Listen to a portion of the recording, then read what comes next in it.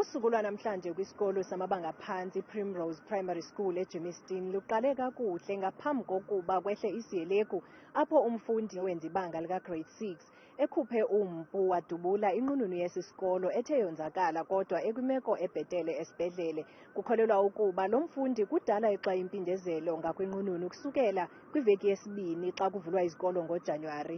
Usomkhandlu wezefundo eGauteng umnomzana uMatumechilwane uthi udumele khulu kwamambala ngesehlakalo esimbi esenzakale ngesikoleni samabanga aphasi I-Primrose Hill la khona umfundi webanga lesithandathu odumuze kabuhlungu ihloko yesikolo ngemva kokuthi yena uphethe isikolo lo atshele abantwana bekade bayizunzwana lapha esikoleni ukuthi ke nivule iphenyaphenye lapha nenza umsebenzi wenu nuzele lapha esikolweni.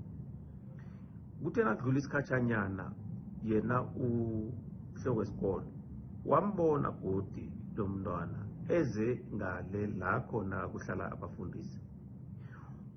Nakasathu vula umlomo lapha wakhipha isigidi wamdumuza.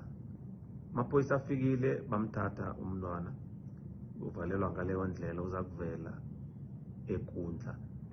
A 13-year-old teenager was arrested on the morning of the 16th of February 2024 after he reportedly shot his principal at a local school in Primrose. The 51-year-old principal has since been taken to a local hospital. Circumstances that led to the shooting are unknown at this stage, as police have launched an investigation to also establish the origin of the firearm, which was also seized by the police. The teenager is expected to appear before Germiston Magistrates Court soon on a charge of attempted murder. Kwindaba zethu kuChannel 163 oziphathelwa yiNewsroom Africa, ndinguzuki Cetywayo ndiseGermiston eGauteng.